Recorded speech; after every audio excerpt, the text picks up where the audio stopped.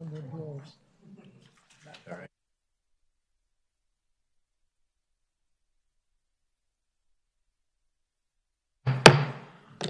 All right. I hate to say it, but good evening, everybody. All right. Welcome to Full General Laws. Your patience tonight. Sorry for going so late, but we have to get all of our bills out before crossover. But I think your reward is we might not have a meeting next Tuesday as we're in the thick of things. So there we go. For sure, we won't have any bills. I'm told for sure that will be the case. All right. First, let's go ahead and open the roll for roll call.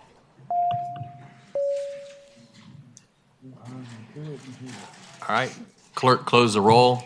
We do have a quorum, and so this is a special night, right? Because we got all four of our subcommittees that'll be reporting out, and I think we have about 40 bills, so we're going to do this as fast as we possibly can, while also making sure we don't do damage to the process. So our first subcommittee chair for his report is Chairman Krizik with the ABC Gaming Subcommittee report. Chairman Krizik. I think you've got two uncontested ones at the beginning. Thank you, Mr. Chairman. House Bill 815, it's medical cannabis. There's peace in the valley on this. It's just about increases from 6 months to 12 months, the maximum expiration date allowable for cannabis product. Bill allows the pharmaceutical process to employ as pharmacy technicians trainees with less than 1 year of experience, and it does a number of little things. It's really technical cleanup. There was subcommittee amendments, and I moved the amendment. Second. All right. All those in favor of the amendment say aye. Aye. All those opposed? All right. The bill as amended is before us. This subcommittee recommended reporting with amendments 8-0, and I so move. All right. It's been properly moved and seconded. Any questions or comments? Seeing none, clerk, open the roll. Oops. Yep. Go ahead and let's do that in the block. You can continue on with the next one. Okay. The second bill in the block is also unanimous. So this one has no amendments here. This is Delegate Wilt's HB 1018, and this authorizes the investigators within the Attorney General's office to seize cigarettes that are unlawfully sold, possessed, distributed, transported, imported, or otherwise held, and it lets them work with special agents of ABC and other law enforcement to go after counterfeit and unstamped cigarettes. The subcommittee recommended reporting 8-0, and I so move. All right. It's properly moved and seconded. Both of them have been. Seeing no comments or questions, clerk, open the roll and we'll vote on the block.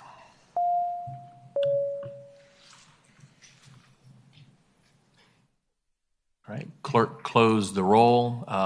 Those bills report out 19-0. And I think, Chairman Krizik, that completes, well, your report for the time being. Thank you, Mr. All right. Chairwoman Carr. Thank you, Chairman Bolivar. Our first bill that we looked at is HB 1371 by Delegate Simon. This has to do with the Virginia Public Procurement Act and local arbitration agreements. Allows a participating locality for any procurement, solicitation, or contract exceeding $10,000 for goods and services to require the bidder or offerer to disclose certain information regarding pre-dispute arbitration clauses defined in the bill, and so on. And so the committee recommended, didn't have a substitute, recommended continuing until 2025. All right. Is there a motion? So move. Second. All right. It's properly moved and seconded that we continue this bill under Rule 22 to 2025. All those in favor say aye. Aye. All those opposed, no. All right. That bill is continued. Chairwoman Carr. I think the next five are uncontested, and so if you want to go through, describe, we'll adopt amendments and substitutes, and then if you can make one big motion at the end, that would be great. Great. Our first one is HB 816, patroned by Delegate Cherry. It's about the FOIA meetings held through electronic communication during declared states of emergency, and the subcommittee recommended reporting 7-0. And I so move. HB 818, also by Delegate Cherry, is about the Virginia Freedom of Information Act, and it amends the definition of a meeting, provisions of the act. And this subcommittee had recommended reporting with amendments, and I so move. All All right, so we got We a have- motion we on need the to amendment. adopt the amendments. All right, do we got a second? Second. All right, all those in favor say aye. Aye. All those opposed, no. All right, that bill is amended. Chairwoman Carr. HB 1101 by Delegate Wiley is about the Virginia Public Procurement Act, and adds to the definition of professional services. This was reported from General Laws, and the subcommittee recommended reporting 7-0, and I so move. Second. HB 1116, my bill, about the Virginia Public Procurement Act, methods of procurement, certain construction projects. This was, I move that the amendments are adopted. All right, Second. it's properly moved and seconded. All those in favor of the amendment say aye. Aye. All those opposed? All right, the bill is amended as before us. So the subcommittee recommended reporting with the amendments, and I so move. Second. And then finally, we had HB 1361, Delegate Fagans. This was about the procurement, open government, and this it was about the Virginia resident preference. It provides preference as it relates to procurement for a bidder who is a resident of Virginia, and then a bidder whose goods produced are produced in the United States. The subcommittee recommended reporting this with a substitute, and I so move. Second. And so I move to adopt the substitute. All right, Second. all those in favor of the substitute say aye. Aye. All those opposed, no. All right, substitutes before us. So the committee recommended reporting this with the substitute, and I so move. All right. All right, so I think we had. That's a block of- Each of those was properly moved and seconded. Do we have any comments? Delegate Leftwich. Thank you, Mr. Chair. If I could just have House Bill 1116 pulled out of the block. Okay, 1116 is pulled out of the block. Any further, any others who want to pull anything out of the block? All right, seeing none, clerk, open the roll.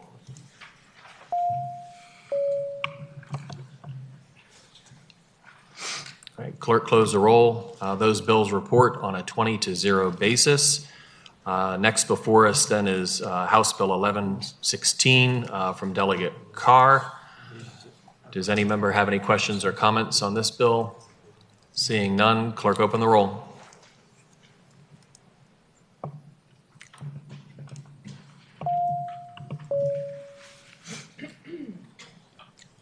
All right, clerk, close the roll. That bill reports with amendments 16-4. Chairwoman Carr. Thank you, Chairman Bull. The next we have is HB 1273, Delegate Kruzak. This is the Virginia Public Procurement Act, competitive sealed bidding, and requires criteria in invitations to bid. There is a substitute, and I move the substitute. Second. All right, all those in favor of the substitute say aye. Aye. All those opposed, nay. Substitute is properly before us. And this bill was about the Virginia Public Procurement Act, competitive sealed bidding. It requires criteria in invitations to bid. It requires all public bodies to include in any invitation to bid criteria that will be used and determine whether a bidder who is not pre-qualified by the Virginia Department of Transportation is a responsible bidder. Current law authorizes but does not require localities that include such criteria in invitations to bid. So the committee recommended reporting, and I so move. The substitute recommended. Okay. All those in favor of the substitute, I think we already did that, but just to be safe, say aye. Aye. All those opposed, no. And I believe we had a request from appropriations to send this upstairs, and so if we could get a motion to report the substitute and re-refer to appropriations. So move that. All right. Mr. Chairman. Chairman Torian. I so move that we report HB 1273 with the substitute and refer to the Committee on Appropriations. All right. All right, it's been properly moved and seconded. Any questions, comments? Seeing none, clerk, open the roll.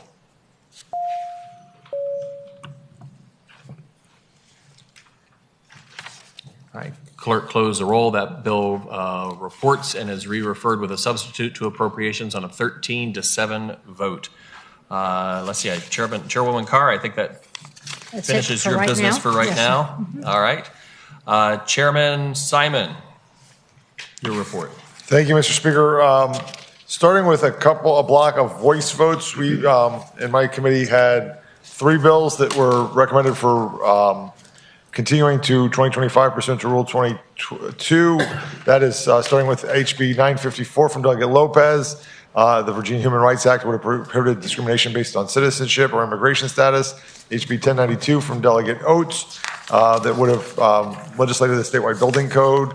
And HB 1253 from Delegate McClure, which had to do with affordable dwelling units and accessibility. Again, the subcommittee recommended continuing all 3 of those bills to 2025 under Rule 2022, and I so move. Second. Okay. All those in favor of carrying those bills over the 2025 session under Rule 22, say aye. Aye. All those opposed, those bills are continued.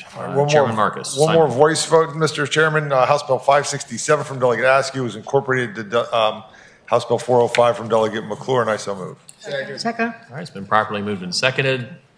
Seeing no comments, all those in favor of incorporation say aye. Aye. All those opposed, that bill is incorporated. Chairman Simon. And now we have a recorded vote, but an easy one. Delegate Weber asked that his House Bill 703 be stricken from the docket, and I so move. Second. All right. Clerk, open the roll.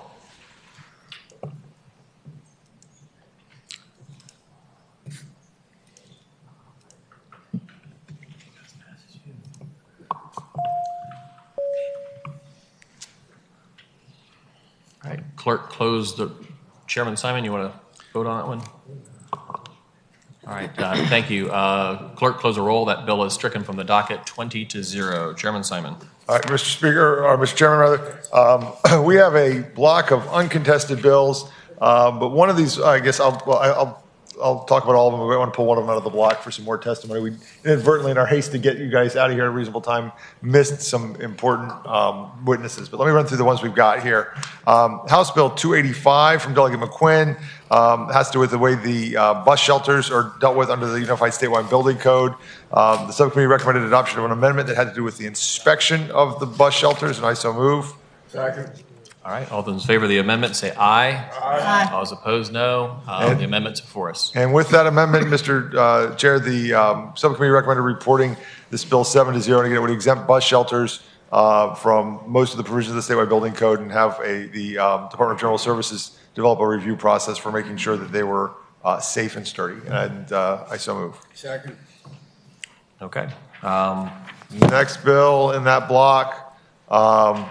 So the next bill in that block was House Bill 368, and it had to do with convening a stakeholder advisory group to evaluate and recommend revisions to the Uniform Statewide Building Code to permit Group R2 occupancies to be served by a single staircase exit, provided that the building is not more than 6 stories above grade plan.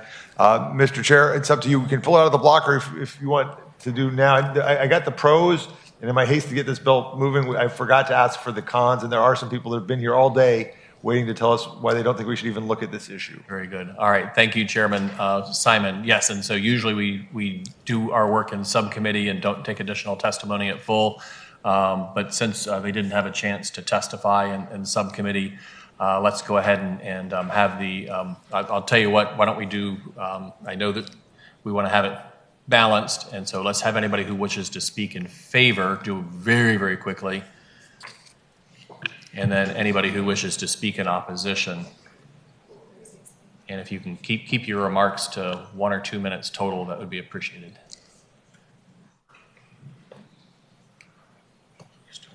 Mr. Chair, Randy Grumbine, representing the Virginia Manufactured Modular Housing Association. This is a study of a new building technique, and we would encourage that move forward. All right, thank you. All right, those in opposition?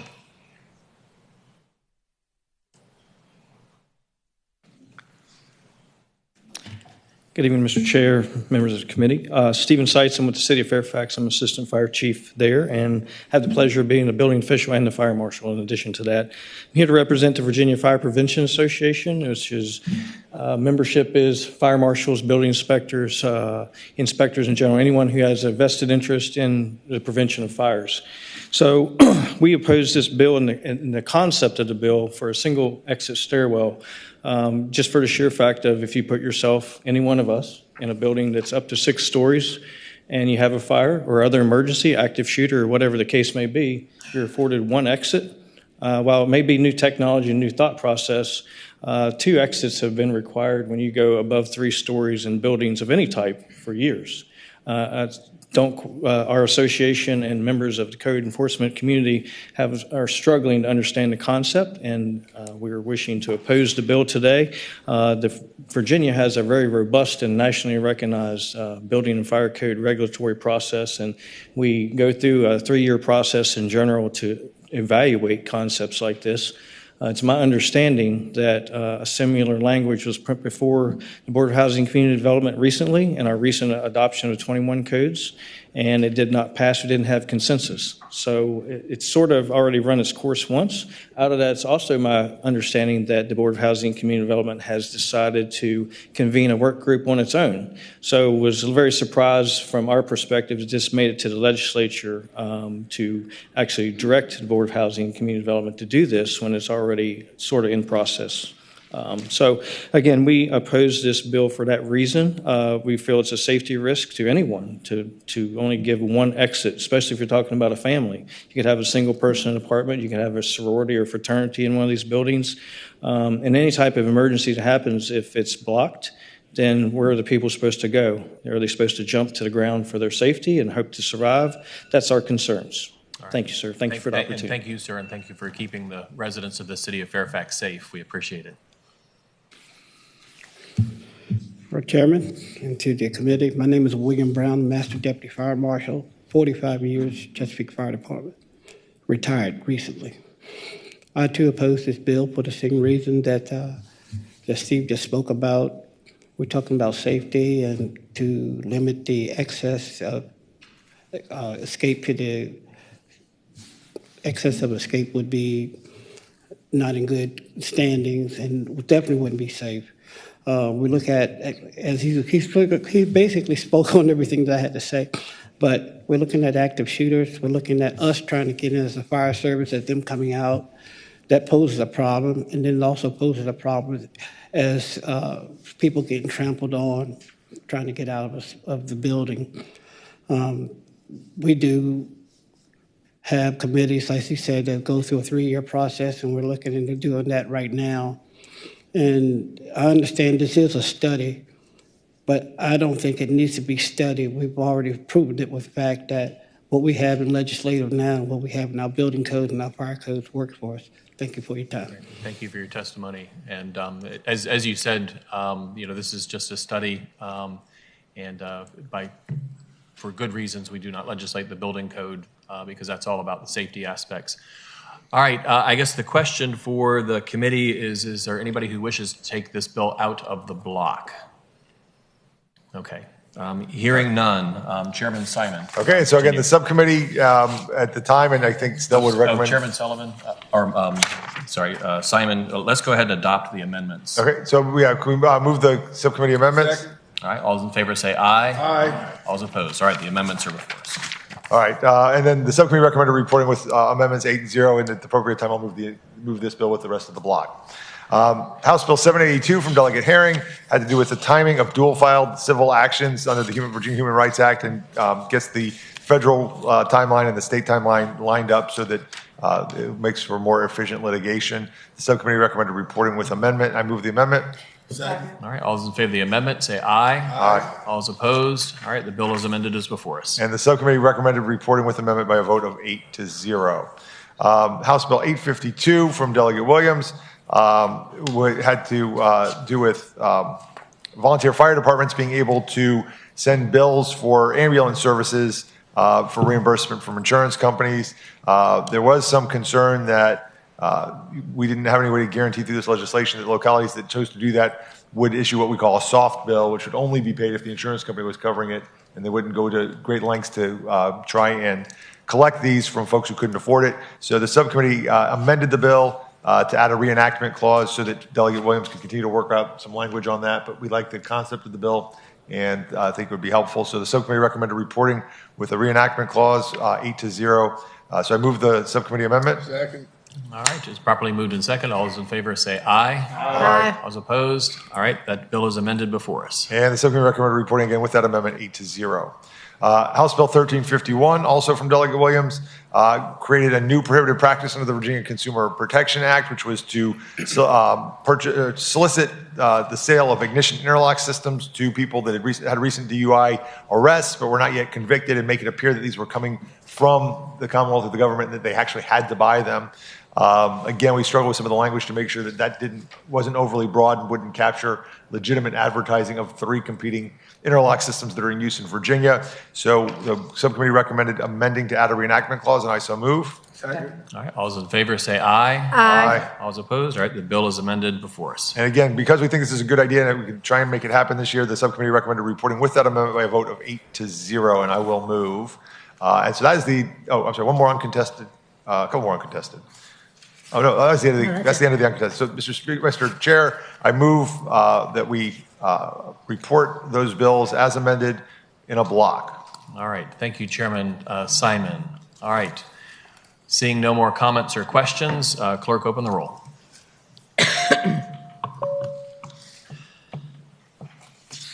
All right, clerk, close the roll. Those bills report 20-0. Chairman Simon. All right, so on the first bill on the contested block is House Bill 327 from Delegate Fagans, which directs the Department of Behavioral Health and Developmental Services to amend the state rental assistance program for the settlement agreement population program guidelines to allow for up to 175% rental assistance for eligible individuals. This is to provide housing for folks that are on our DD waiver list and people with severe disabilities. The subcommittee recommended reporting with the substitute. I move the substitute. Second. All right, all those in favor of the substitute say aye. Aye. All those opposed, no. All right, the substitute's properly before And so what I us. actually described was the substitute, and the subcommittee recommends reporting that substitute by a vote of 6-2, and I so move. All right, do we got a second? Second. Second. All right, it's been properly moved and seconded. Does any member of the committee have any questions or comments? Hearing none, clerk, open the roll.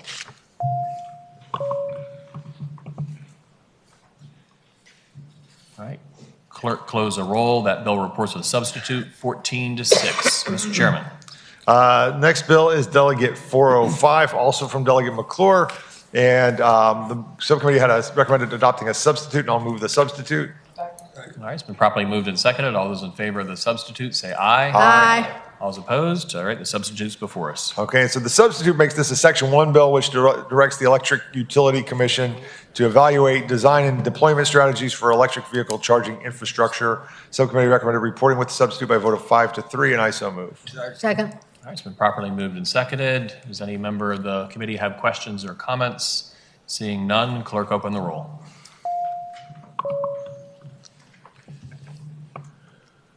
All right, clerk, close the roll. That bill reports with substitute 13-7. Chairman Simon. And so, Mr. Chairman, the next bill is one of the very few bills in our subcommittee that had no amendments or substitutes. That's from Delegate McQuinn. She got it right the first time. And her bill increases fines under the Uniform Statewide Building Code from $2,500 to $5,000, and from $5,000 to $10,000, the maximum amount that any person, firm, or corporation shall be fined when convicted of a third or subsequent offense of violating the provisions of the building code. The subcommittee recommended reporting by a vote of 7-1, and I so move. Second. It's been properly moved and seconded. Do members of the committee have comments or questions? Seeing none, clerk, open the roll.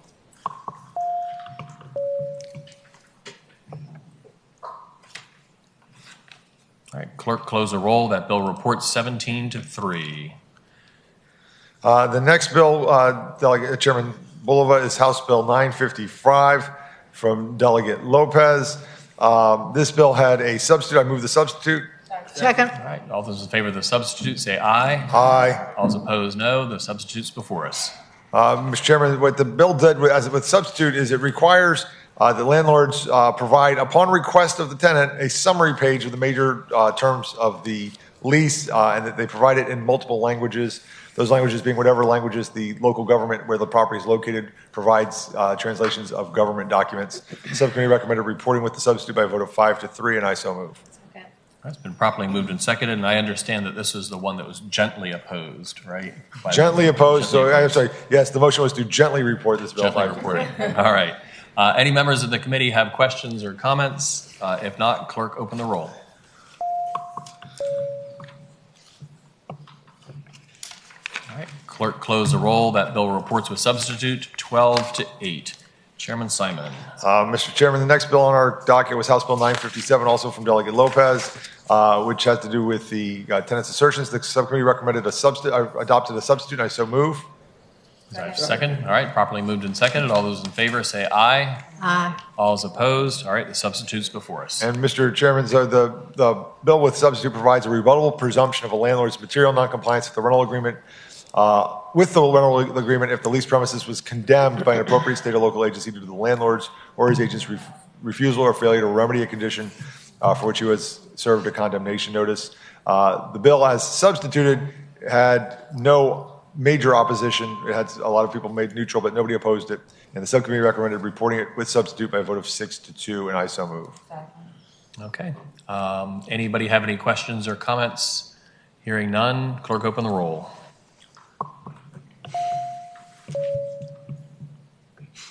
Right. Clerk close the roll. That bill reports with substitute 14-6. Chair Simon. Mr. Chairman, the next bill on the docket is House Bill 1397 from Delegate Krizek. This one took up most of our time.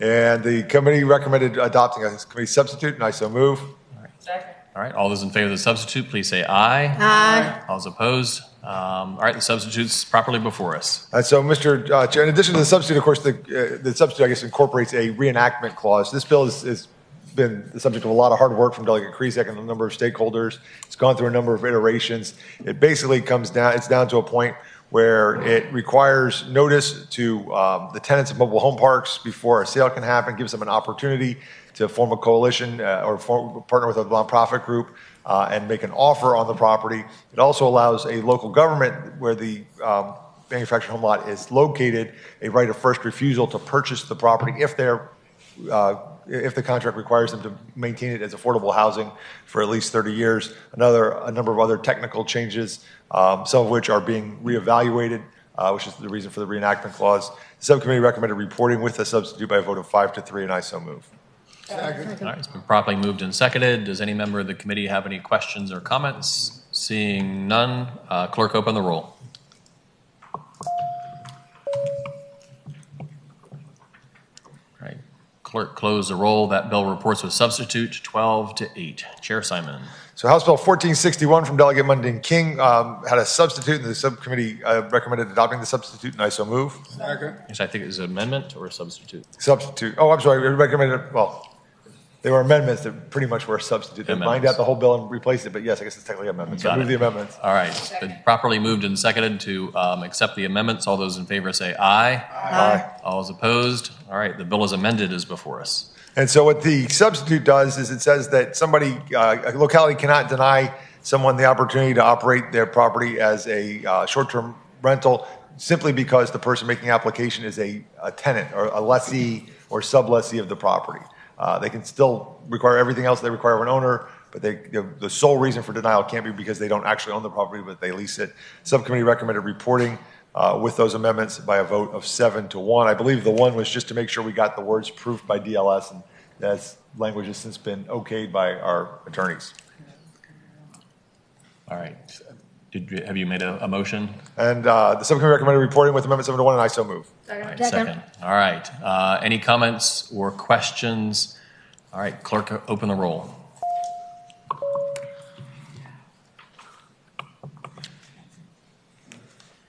All right.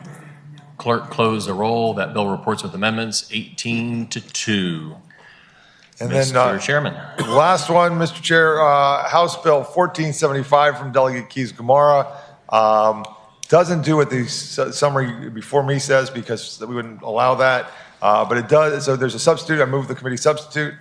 All right. All those in favor of the substitute, please say aye. Aye. All those opposed, substitute is before us. And what the bill does now is it asks that the folks that look at the building code every year, when they do their next review, look at the issue of making sure that requiring folks turn on the heat by April 1st of each year, and so that there's heat on turn on the air conditioning starting April 1st, and turn on the heat in the winter. And so again, they're just looking at it to see if it's feasible, see if it's something they want to entertain when they next reenact the building code. The subcommittee recommended reporting with substitute by a vote of 5-2, and I so move. All right, it's been properly moved and seconded. Does any member of the committee have questions or comments? Seeing none, clerk, open the roll.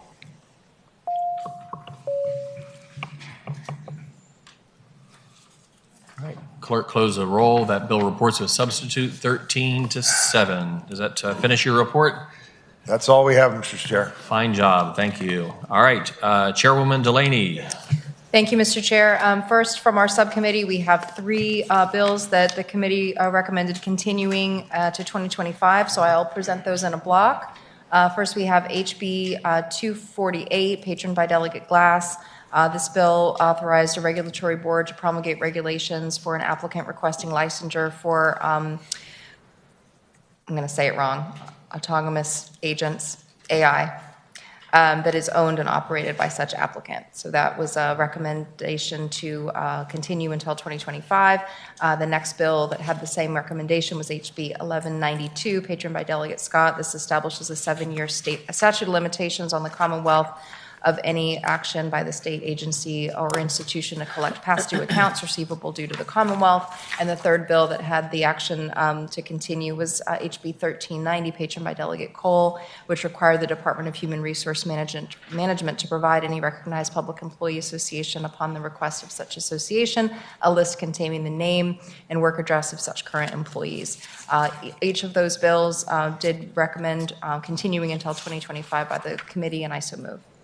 All right, it's been properly moved and seconded. Is there anybody who wishes to take a bill out of the block? Seeing none, all those in favor say aye. Aye. All those opposed? All right, those bills are carried over to 2025. Chairwoman Delaney. Thank you, Mr. Chair. Next, we had a request to strike a bill at the request of the patron, HB 1428, patroned by Delegate Shen, did have a request to strike from the subcommittee, and I so move. Second. All right, it's been properly moved and seconded. Clerk, open the roll.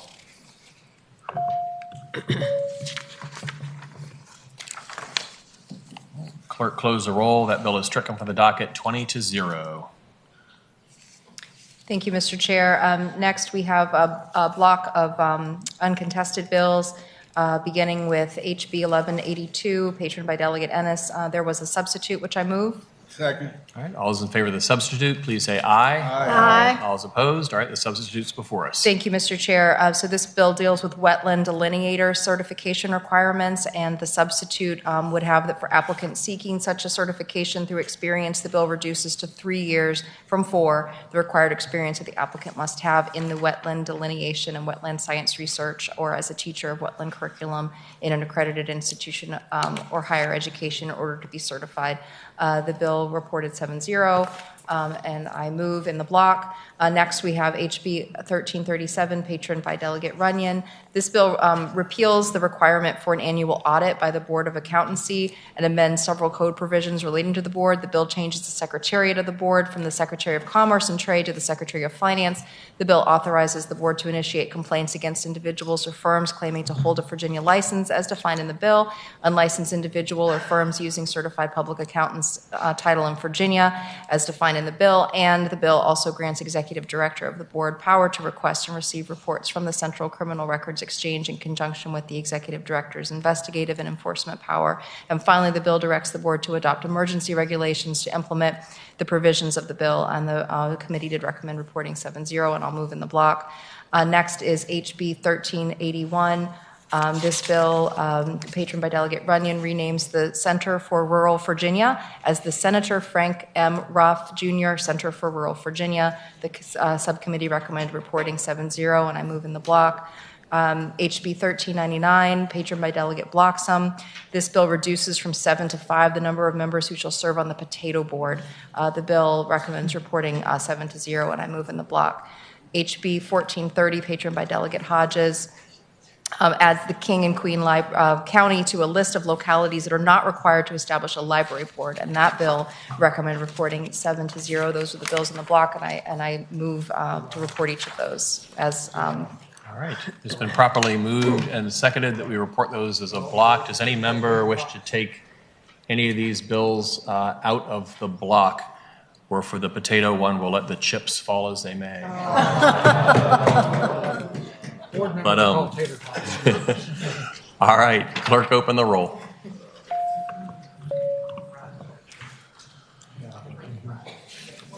All right, clerk, close the roll.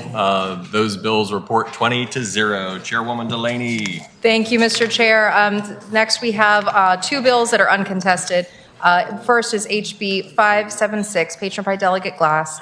This bill requires the board for contractors to adopt, actually, I'm sorry, Mr. Chair, there was a substitute, and I moved the substitute. It's been properly moved and seconded. All those in favor of the substitute say aye. Aye. All those opposed, the substitute's before us. All right, this bill requires the Board of Contractors to adopt regulations requiring all Class A, B, and C residential contractors to use legible written contracts, and that in transactions involving door-to-door solicitation, a statement of protections be provided by the contractor to the homeowner, consumer, or buyer. Under current law, the board is authorized but not required to promulgate such regulations. The bill also requires the board to promulgate regulations for certain disclosures in transaction involving alternative energy system contracting. I believe the substitute limited the scope of the bill, however, to giving notice to buyers of these products, and we did add a one-year enactment clause to the bill. Delayed enactment, I'm sorry, thank you, Delegate Krizek. A one-year delayed enactment clause to the bill. The bill did recommend reporting with the substitute 5-0, and I so move. All right, it's been properly moved and seconded. Does any member of the committee have any questions or comments? Seeing none, clerk, open the roll.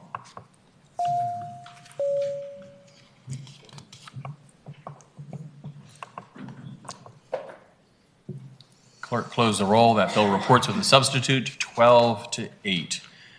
All right, Chairwoman Delaney. Thank you, Mr. Chair. The final bill from our subcommittee is HB 1452, patroned by Delegate Askew. This bill requires each state agency to submit its annual report assessing the impact of its diversity, equity, and inclusion strategic plans on the population served by the agency and on the agency's workforce budget to the General Assembly, in addition to the governor, by July 1st of each year. The subcommittee recommends reporting 6-1, and I so move. All right, it's been properly moved and seconded. Is there any comments or questions from members of the committee? Seeing none, clerk, open the roll.